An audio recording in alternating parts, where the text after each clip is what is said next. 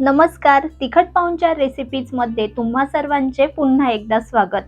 आज मी तुम्हाला दुपारच्या वेळेमध्ये छोट्या मोठ्या भुकेसाठी चटपटीत असा पदार्थ करून दाखवणार आहे आणि तो म्हणजे एक चाटचा प्रकार, स्वीट कॉर्न चाट। लहान मुलं अथवा मोठे असो, घरातील प्रत्येकालाच आवडेल, मस्त चटपटीत असा तयार होतो। चला तर मग सुरुवात करूया।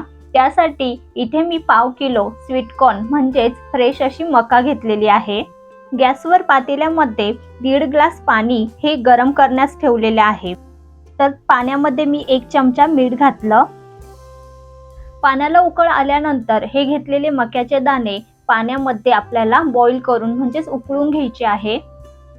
साधारणपणे मध्यम आचेवर 5 ते 7 मिनिटात हे छान बॉईल होतात। तर बघा, कलर सुद्धा थोडासा चेंज झालेला आहे। तर आता गॅस बंद करूया आणि यातील सर्व पाणी निथळून मका आपण चाळणीमध्ये गाळून घेऊया। तर मका आपली बॉईल झालेली आहे। तर सोबतच इथे मी एक काकडी, टोमॅटो आणि कांदा स्वच्छ धुवून तो बारीक कट करून घेणार आहे। तर यामध्ये तुम्ही घरात उपलब्ध असणारे तुमच्या आवडीप्रमाणे व्हेजिटेबल्स ॲड करू शकता। तर इथे सर्व असं बारीक चिरून घेतलं, सोबतच अर्धा लिंबू कट करून घेतला।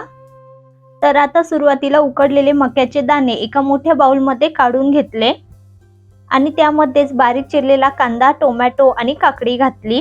वरतून बारीक चिरलेली कोथिंबीर, अर्धा चमचा लाल तिखट, अर्धा चमचा चाट मसाला, चिमूटभर काळं मीठ आणि साधं मीठ, कारण कॉर्न उकडताना यात मी मीठ घातलं होतं। नंतर सर्व कसं चटपटीत लागण्यासाठी अर्धा लिंबू पिळून घातला आणि सर्व चांगलं मिक्स करून घेतलं।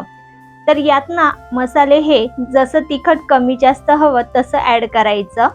तर बघा, मस्त चटपटीत कॉर्न चाट घरच्या घरी तयार झालेला आहे। तर बघा, मस्त कलरफुल हा चाट तयार झालेला आहे। आता आम्ही हा एन्जॉय करतो, तर तुम्हीही नक्की बनवून बघा आणि खा। तर सध्या सुट्ट्यांमध्ये मुलंही घरीच असतात, त्यांना तुम्ही असं बनवून देऊ शकता। तर आजची ही साधी सोपी कॉर्न चाटची रेसिपी आवडल्यास एक लाईक आणि चॅनलला सबस्क्राईब करा। धन्यवाद।